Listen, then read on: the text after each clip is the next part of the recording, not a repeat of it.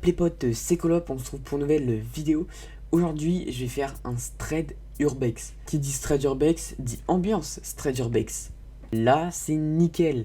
Donc, on est parti pour un beau petit Thread Urbex et c'est parti. Aujourd'hui, je vais vous expliquer l'histoire d'Arthur et son pote. Donc, Arthur et son pote, ils ont eu l'idée d'aller voir un sanatorium de nuit. Ils se donnent rendez-vous chez Arthur vers 22 h à peu près. En arrivant sur les lieux, Arthur et son pote croisent un groupe de personnes qui les ignorent totalement. Arthur et son pote leur disent bonsoir, mais aucune réponse de leur part.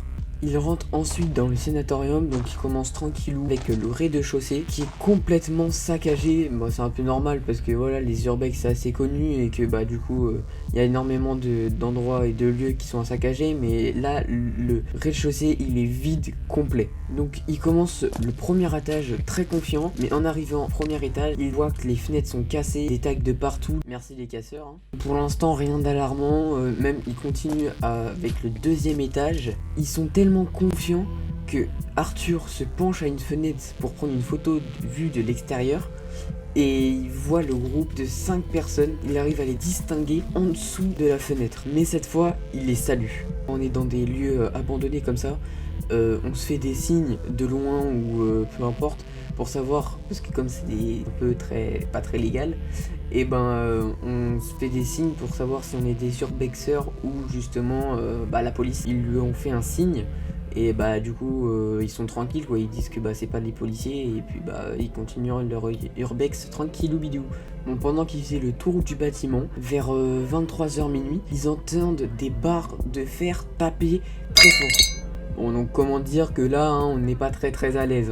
Ça devient un peu inquiétant d'entendre des barres de fer, mais ils continuent quand même, ils se baladent dans le bâtiment et tout.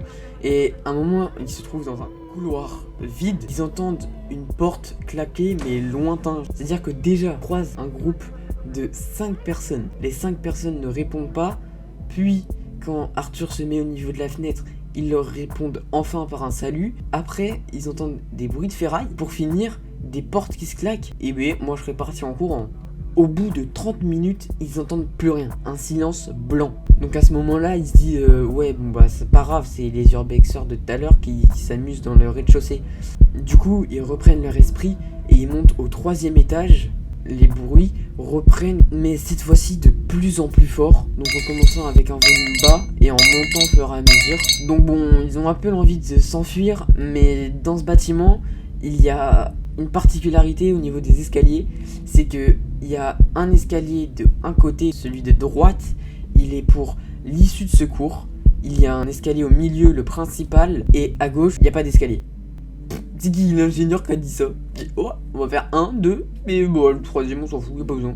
Sauf que justement, Arthur et son pote se situent tout à gauche du bâtiment. Il faut qu'ils traversent le couloir, soit pour arriver au principal, soit pour aller justement aux escaliers de secours. Sachant que il faut faire un petit détour au niveau des escaliers du milieu parce qu'il y a un mur qui cache les escaliers et donc, du coup on peut pas voir qui monte ni qui descend. Ils éteignent les lumières, restent un peu dans le noir pour pas se faire trop repérer. Sauf que quand ils ont la lumière éteinte, ils entendent un soufflement très fort qui sont juste à côté d'eux. Bon, on sait que ça aurait pu être le vent dans les fenêtres, ça ok, on est d'accord. Mais s'il y a des gens qui font du bruit en même temps, c'est chaud quoi. Et à partir de maintenant, ils flippent instantanément.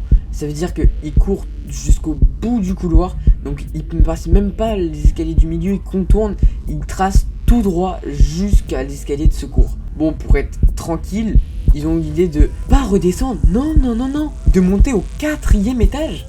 Mais dans ce cas-là, tu te barres en courant par l'escalier principal ou l'issue de secours et non. Ils ont l'idée de monter au 4e étage, là où tu as encore moins de chances de survivre. Aussi, un autre détail très important dans ces couloirs, c'est qu'il y a des portes coupe-feu. Donc elles sont grosses, épaisses, et quand elles se ferment, elles se claquent. Arthur et son pote entendent des bruits de pas qui viennent vers eux.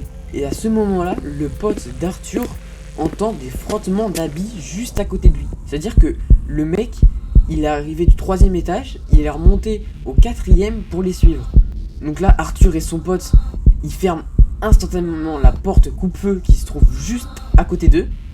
Ils s'éloignent un petit peu et 5 minutes après, il y a la porte s'ouvre en grand, donc c'est à dire que les deux portes s'ouvrent d'un coup et elles se referment instantanément pareil. Donc là ils attendent quelques secondes et ils bougent plus, sans lumière, sans rien. Ils attendent de voir ce qui se passe. Peut-être le mec il est sorti ou peut-être qu'il est rentré, ils savent pas. Ah, dans la panique, du coup Arthur dit à son pote d'appeler les flics. Mais ils sont un peu dans un lieu interdit, donc ça va être chaud pour les flics. Mais le pote d'Arthur fait exactement ce qu'il lui dit. Il appelle les flics. Dans la panique, il y avait les fenêtres et les portes côté droit du bâtiment qui donnent sur un balcon. Ça veut dire que ils peuvent voir des fenêtres cassées qui est à l'intérieur. Et sur le balcon, il faut savoir que le balcon relie toutes les chambres. Du coup, ils attendent bien 5-10 minutes sur la terrasse. Arthur prend son courage à deux mains et saute par le balcon. Non, je rigole. Vous imaginez, il est au 4ème étage, il va pas sauter quand même. Il se rend dans le couloir, il a des fucking couilles, ok? C'est bon? Il se rend dans le couloir. Moi, j'aurais sauté des 4 étages, hein. Franchement, on fiche. Enfin bref, il se rend dans le couloir et là, il y a une bouteille qui fait... Le mec, il s'est reçu une bouteille sur lui. Une bouteille. Normal quoi, normal, il se prend une bouteille. Il s'est pris littéralement une bouteille. En verre, hein. C'est pas une petite en plastique ou quoi. Non, en verre. C'est-à-dire qu'il y a le mec, tout à l'heure, il a fait croire qu'il était dans le couloir avec eux. Sauf que pas du tout. Il est rentré juste après dans le couloir. Il a jeté une bouteille sur Arthur. Les gars, non mais là c'est chaud là. Là c'est chaud. Donc Arthur, il l'insulte de tous les noms et tout. Bah le mec il répond pas. Le mec, il dit rien. Il n'a même pas répondu. Arthur il fonce revoir son pote sur la terrasse. Et bah du coup il s'assume totalement. Ils sortent tous les deux et il s'en va par le couloir. Non. Ils run mais de toute leur force sur la terrasse. Ils passent toutes les chambres comme ça. Bam. Ils passent toutes les chambres en courant. Ça veut dire qu'ils arrivent. Sauf que bah ils ont pas réfléchi.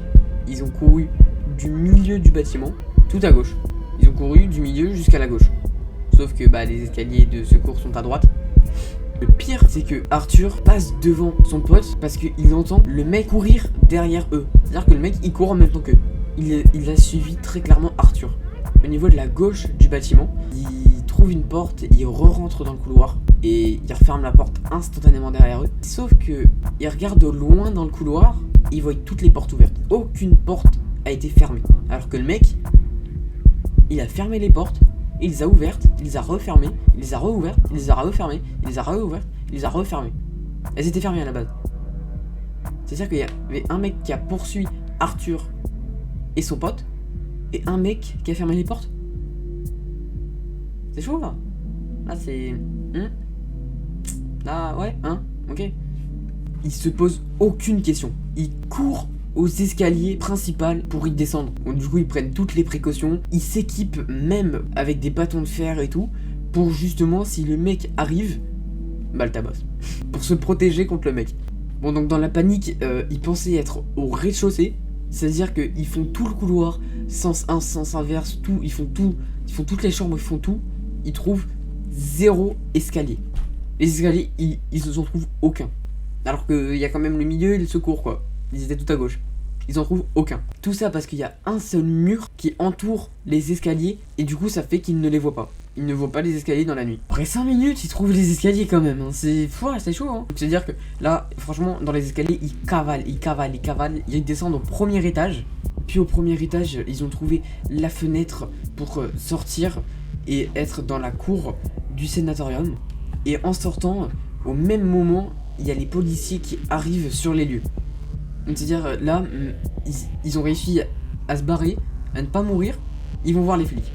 Ils ont eu la bonne idée d'aller voir les flics pour leur en parler. C'est des ouf. Du coup, bah la police fait la morale à Arthur et son pote que Riverbeck c'est illégal, machin truc et tout.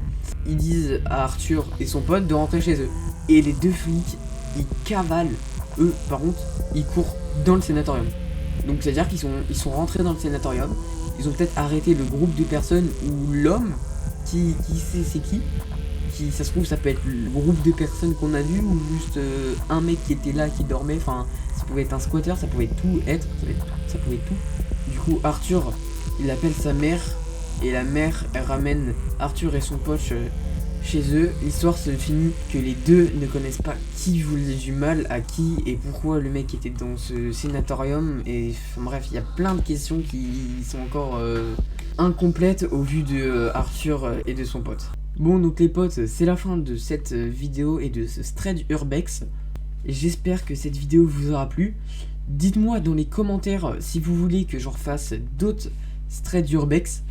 Bah moi j'aime bien et j'espère que vous aussi ça vous aura plu. N'hésitez pas à vous abonner et à liker la vidéo si elle vous a plu. Et puis salut les potes, c'était Colop. Ciao. Don't tell me this is all for nothing. I can only tell you one.